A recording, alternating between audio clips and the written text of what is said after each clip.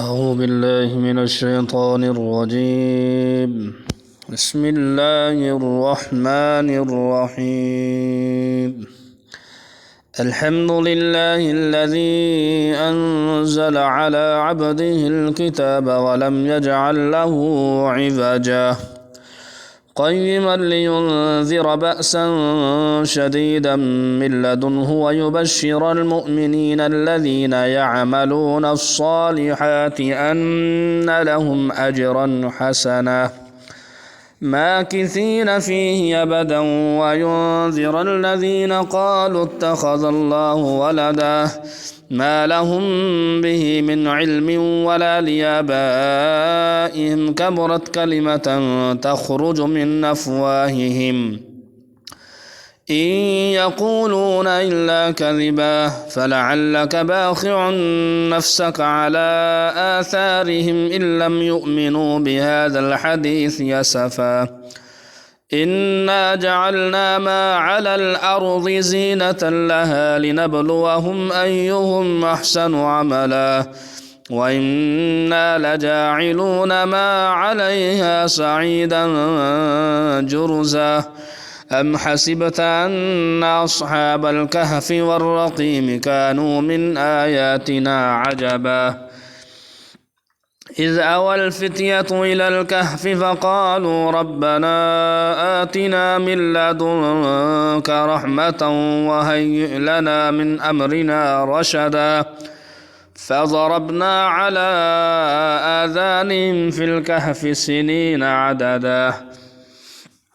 ثم بعثناهم لنعلم أي الحزبين أحصى لما لبثوا أمدا نحن نقص عليك نبأهم بالحق إنهم فتية آمنوا بربهم وزدناهم هدى وربطنا على قلوبهم إذ قاموا فقالوا ربنا رب السماوات والأرض لن ندعو من دونه إلها لقد قلنا إذا شططا هؤلاء قومنا اتخذوا من دونه آلهة لولا يأتونا عليهم بسلطان بين فمن أظلم ممن افترى على الله كذبا وإذ اعتزلتموهم وما يعبدون إلا الله فأووا إلى الكهف ينشر لكم ربكم من رحمته ويهيئ لكم من أمركم مرفقا وترى الشمس إذا طلعت تزاور عن كهفهم ذات اليمين وإذا غربت تقرضهم ذات الشمال وهم في فجوة منه ذلك من آيات الله من يهد الله فهو المهتد ومن يضلل فلن تجد له وليا مرشدا وتحسبهم أيقاظا وهم رقود ونقلبهم ذات اليمين وذات الشمال وكلبهم باسط ذراعيه بالوصيد لو اطلعت عليهم لوليت منهم فرارا ولملئت منهم رعبا وكذلك بعثناهم ليتساءلوا بينهم قال قائل منهم كم لبثتم قالوا لبثنا يوما أو بعض يوم قالوا ربكم أعلم بما لبثتم فابعثوا أحدكم بورقكم هذه إلى المدينة فلينظر أيها أزكى طعاما فليأتكم برزق منه وليتلطف ولا يشعرن بكم أحدا إنهم إن يظهروا عليكم يرجموكم أو يعيدوكم في ملتهم ولن تفلحوا إذا أبدا وكذلك عثرنا عليهم ليعلموا أن وعد الله حق وأن الساعة لا ريب فيها إذ يتنازعون بينهم أمرهم فقالوا ابنوا عليهم بنيانا ربهم أعلم بهم قال الذين غلبوا على أمرهم لنتخذن عليهم مسجدا سيقولون ثلاثة رابعهم كلبهم ويقولون خمسة سادسهم كلبهم رجما بالغيب ويقولون سبعة وثامنهم كلبهم قل ربي أعلم بعدتهم ما يعلمهم إلا قليل فلا تمار فيهم إلا مراء ظاهرا ولا تستفت فيهم منهم أحدا ولا تقولن لشيء إني فاعل ذلك غدا إلا أن يشاء الله واذكر ربك إذا نسيت وقل عسى أن يهديني ربي ليقرب من هذا رشدا ولبثوا في كهفهم 300 سنين وازدادوا 9 قل الله أعلم بما لبثوا له غيب السماوات والأرض يبصر به وأسمع ما لهم من دونه من ولي ولا يشرك في حكمه أحدا واتل ما أوحي إليك من كتاب ربك لا مبدل لكلماته ولن تجد من دونه ملتحدا واصبر نفسك مع الذين يدعون ربهم بالغداة والعشي يريدون وجهه ولا تعد عيناك عنهم تريد زينة الحياة الدنيا ولا تطع من أغفلنا قلبه عن ذكرنا واتبع هواه وكان أمره فرطا وقل الحق من ربكم فمن شاء فليؤمن ومن شاء فليكفر إنا أعتدنا للظالمين نارا أحاط بهم سرادقها وإن يستغيثوا يغاثوا بماء كالمهل يشوي الوجوه بئس الشراب وساءت مرتفقا إن الذين آمنوا وعملوا الصالحات إنا لا نضيع أجر من أحسن عملا أولئك لهم جنات عدن تجري من تحتهم الأنهار يحلون فيها من أساور من ذهب ويلبسون ثيابا خضرا من سندس واستبرق متكئين فيها على الأرائك نعم الثواب وحسنت مرتفقا واضرب لهم مثل الرجلين جعلنا لأحدهما جنتين من أعناب وحففناهما بنخل وجعلنا بينهما زرعا كلتا الجنتين آتت أكلها ولم تظلم منه شيئا وفجرنا خلالهما نهرا وكان له ثمر فقال لصاحبه وهو يحاوره أنا أكثر منك مالا وأعز نفرا ودخل جنته وهو ظالم لنفسه قال ما أظن أن تبيد هذه أبدا وما أظن الساعة قائمة ولئن رددت إلى ربي لأجدن خيرا منها منقلبا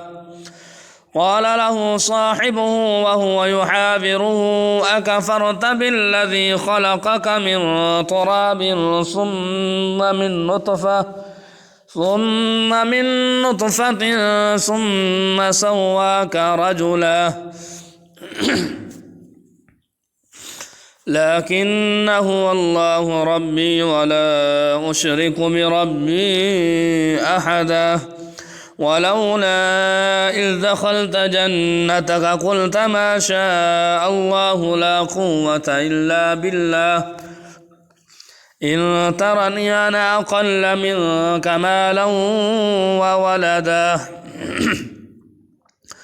فعسى ربي أن يؤتيني خيرا من جنتك ويرسل عليها حسبانا من السماء فتصبح سعيدا زلقا أو يصبح ماؤها غورا فلن تستطيع له طلبا وأحيط بثمره فأصبح يقلب كفيه على ما أنفق فيها وهي خاوية على عروشها ويقول يا ليتني لم أشرك بربي أحدا ولم تكن له فئة ينصرونه من دون الله وما كان منتصرا هنالك الولاية لله الحق هو خير ثوابا وخير عقبا واضرب لهم مثل الحياة الدنيا كماء إن أنزلناه من السماء فاختلط به نبات الأرض فأصبح حشيما تذروه الرياح وكان الله على كل شيء مقتدرا المال والبنون زينة الحياة الدنيا والباقيات الصالحات خير عند ربك ثوابا وخير أملا ويوم نسير الجبال وترى الأرض بارزة وحشرناهم فلم نغادر منهم أحدا وعرضوا على ربك صفا لقد جئتمونا كما خلقناكم أول مرة بل زعمتم أن لن نجعل لكم موعدا ووضع الكتاب فترى المجرمين مشفقين مما فيه ويقولون يا ويلتنا ما لهذا الكتاب لا يغادر صغيرة ولا كبيرة إلا أحصاها ووجدوا ما عملوا حاضرا ولا يظلم ربك أحدا وإذ قلنا للملائكة اسجدوا لآدم فسجدوا إلا إبليس كان من الجن ففسق عن أمر ربه أفتتخذونه وذريته أولياء من دوني وهم لكم عدو بئس للظالمين بدلا ما شاءتم خلق السماوات والأرض ولا خلق أنفسهم وما كنتم متخذ المضلين عضدا ويوم يقول نادوا شركائي الذين زعمتم فدعوهم فلم يستجيبوا لهم وجعلنا بينهم موبقا ورأى المجرمون النار فظنوا أنهم واقعوها ولم يجدوا عنها مصرفا ولقد صرفنا في هذا القرآن للناس من كل مثل وكان الإنسان أكثر شيء جدلا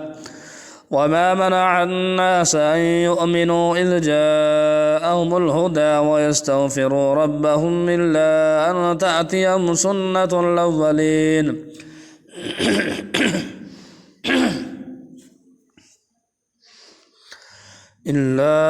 أن تأتيهم سنة الأولين أو يأتيهم العذاب قبلا وما نرسل المرسلين إلا مبشرين ومنذرين ويجادل الذين كفروا بالباطل ليدحضوا بالحق واتخذوا آياتي ورسلي هزوا ومن أظلم ممن ذكر بآيات ربه فأعرض عنها ونسي ما قدمت يداه إنا جعلنا على قلوبهم أكنة أن يفقهوه وفي آذانهم وقرا وإن تدعوهم إلى الهدى فلن يهتدوا إذا أبدا وربك الغفور ذو الرحمة لو يؤاخذهم بما كسبوا لعجل لهم العذاب بل لهم موعد لن يجدوا من دونه موئلا وتلك القرى أهلكناهم لما ظلموا وجعلنا لمهلكهم موعدا وإذ قال موسى لفتاه لا أبره حتى أبلغ مجمع البحرين أو أمضي حقبا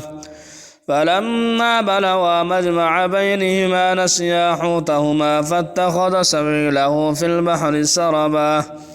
فلما جاوزا قال لفتاه واتنا غداءنا لقد لقينا من سفرنا هذا نصبا قال أرأيت إذا أوينا إلى الصخرة فإني نسيت الحوت وما أنسانيه إلا الشيطان أن أذكره واتخذ سبيله في البحر عجبا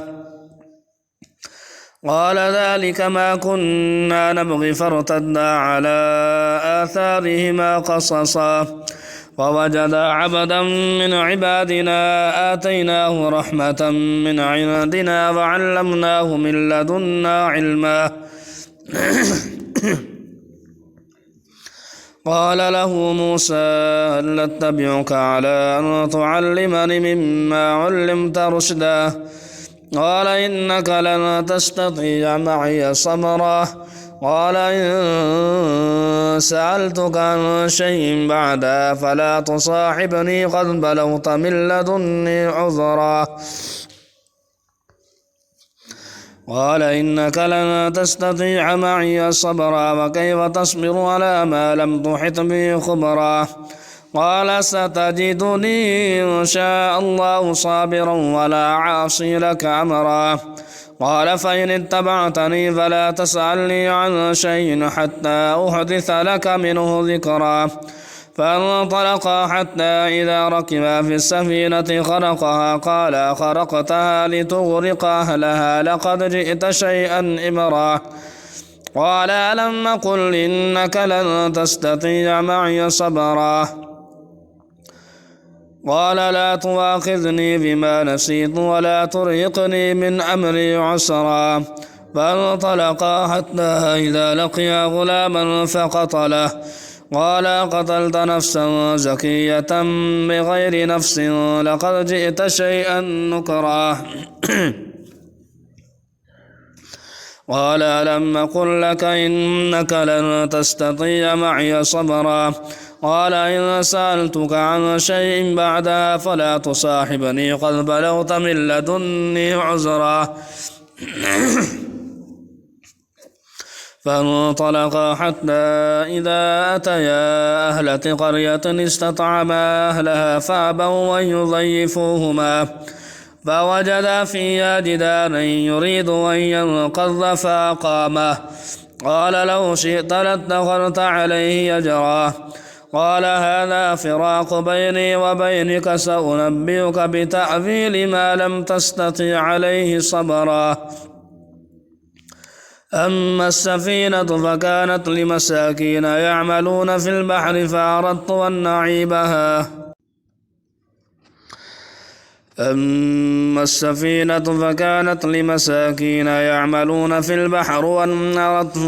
فأردت أن أعيبها وكان وراءهم ملك يأخذ كل سفينة غصبا وأما الغلام فكان أبواه مؤمنين فخشينا أن يرهقهما طغيانا وكفرا فأردنا أن يبدلهما ربهما خيرا منه زكاة وأقرب رحما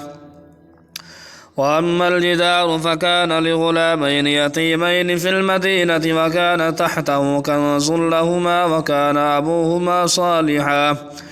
فأراد ربك أن يبلغا أشدهما ويستخرجا كنزهما رحمة من ربك وما فعلته عن أمري ذلك تأويل ما لم تسطع عليه صبرا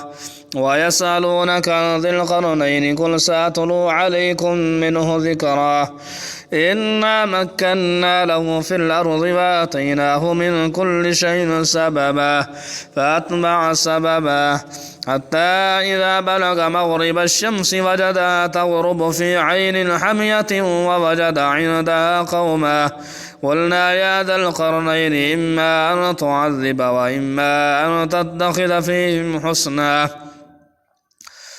قال أما من ظلم فسوف نعذبه ثم يرد إلى ربه فيعذبه عذابا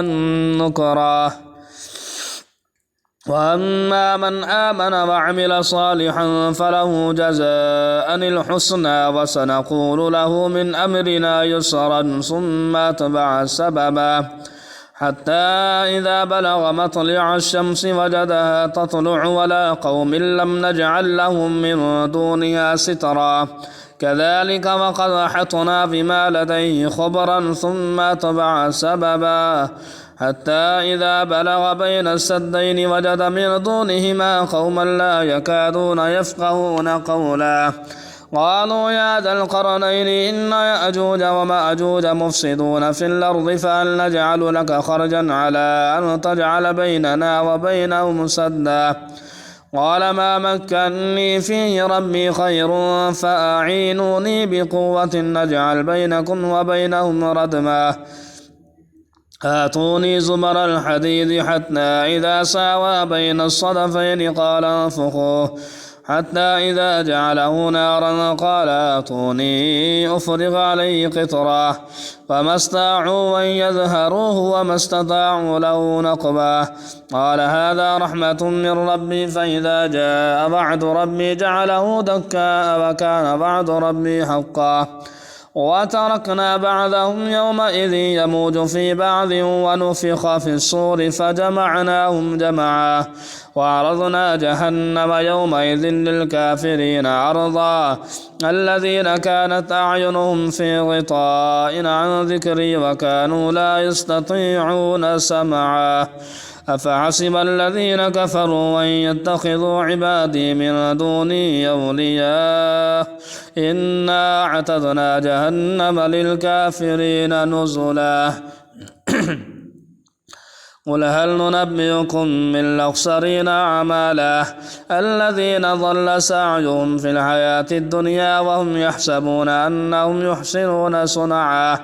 أولئك الذين كفروا بآيات ربهم ولقائه فحبطت أعمالهم فلا نقيم لهم يوم القيامة وزنا ذلك جزاؤهم جهنم بما كفروا واتخذوا آياتي ورسلي هزوا إن الذين آمنوا وعملوا الصالحات كانت لهم جنات الفردوس نزلا خالدين فيها لا يبغون عنها حولا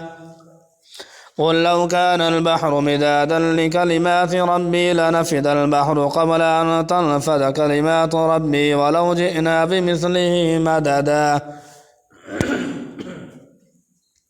قل إنما أنا بشر مثلكم يوحى إلي قل إنما أنا بشر مثلكم يوحى إلي أنما إلهكم إله واحد فمن كان يرجو لقاء ربه فليعمل عملا صالحا ولا يشرك بعبادة ربه أحدا صدق الله العظيم.